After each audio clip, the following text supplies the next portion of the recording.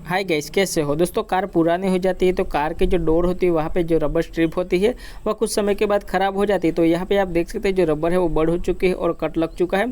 तो दोस्तों जो रबर ख़राब हो जाने की वजह से इंटीरियर के अंदर जो नॉइस है वो ज़्यादा सुनाई देती है। जैसे कार उबड़ खाबड़ रास्तों पर चलती है तो जो नॉइस है वह ज़्यादा सुनाई देती है। तो इस तरीके की जो नॉइस आने की वजह होती है, जो रबर होती है वो ख़राब हो जाती है, तो जिसकी वजह से इंटीरियर के अंदर नॉइस है वो ज़्यादा आने लगती है।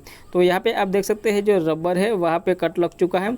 तो इसकी वजह से इसके अंदर जो एयर का जो प्रेशर है वो नहीं बन पाता है। जैसे हम डोर को क्लोज करते हैं तो लॉक टकराने की वजह से कुछ अजीब सा ही आवाज़ सुनाई देता है। तो आपको मैं सुना के दिखाता हूँ। तो आप सुन सकते हैं जैसे लोहा लोहे को टकराता है, कुछ इस तरह की आवाज़ सुनाई देती है। तो आप सुन सकते हैं। तो दोस्तों इस तरह की आवाज़ आने की वजह होती है जो रबर होती है वो ख़राब हो जाती है, तभी इस तरह की आवाज़ आने लगती है।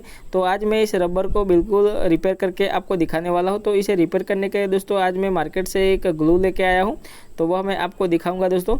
तो इसे बिल्कुल रिपेयर हो जाएगा दोस्तों। तो यहाँ पे आप देख सकते हैं रबर सॉल्यूशन ग्लू है मेरे पास।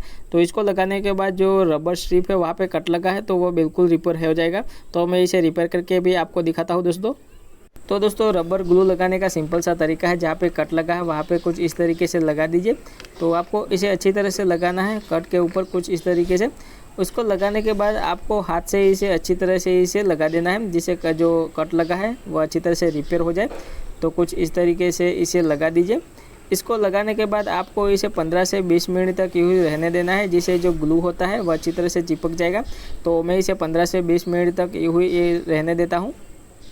तो दोस्तों यहाँ पे आप देख सकते हैं जो रबर स्ट्रिप होती है वहाँ पे कट लगा था वह बिल्कुल रिपेयर हो चुका है। तो यहाँ पे आप देख सकते हैं मैंने इसे 20 मिनट तक यूँ ही छोड़ दिया था जो रबर ग्लू लगाने के बाद।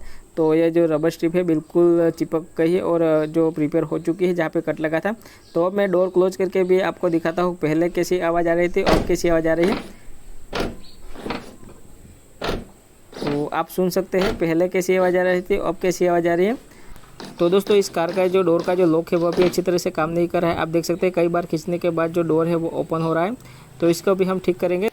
तो दोस्तों इस डोर के लॉक के अंदर जो जंग लग चुका है, तो यहाँ पे मैं WD-14 का जो प्रोडक्ट होता है वह यूज़ कर रहा हूँ, जिससे जो जंग होती है वो बिल्कुल रिमूव हो जाएगी। तो सबसे पहले यहाँ पे हैंडल होता है वहाँ पे इसे स्प्रे करेंगे। उसके बाद जो डोर का जो लॉक होता है वहाँ पे भी मैं स्प्रे कर लेता हूँ। यहाँ पे भी जंग लग चुका है, तो जहाँ पे भी आपको लगे कि जंग लग चुका तो वहाँ पे भी इसे स्प्रे कर लीजिए। तो दोस्तों WD-14 जो जंग रिमूवर है वो मैंने डोर के जो लॉक है वहाँ पे स्प्रे कर लिया है। तो अब मैं डोर को क्लोज करके आपको दिखाता हूँ और इसे खोल के भी दिखाता हूँ।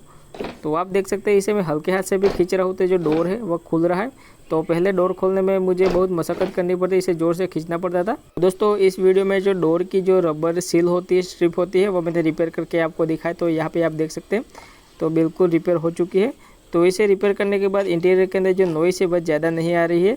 तो इसको रिपेयर करना ज़रूरी है दोस्तों। आप इसे घर पे भी इसे रिपेयर कर सकते हैं। तो जो ग्लू होता है वो मार्केट में आपको ईजिली अवेलेबल हो जाएगा और इसकी जो प्राइस है वह भी कम है। इसकी जो प्राइस है वह सिर्फ 20 रुपये है।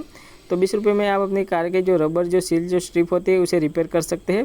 तो दोस्तों वीडियो थोड़ा सा भी अच्छा लगा तो लाइक शेयर सब्सक्राइब जरूर करें, ताकि आने वाली वीडियो की नोटिफिकेशन सबसे पहले मिलती रहे।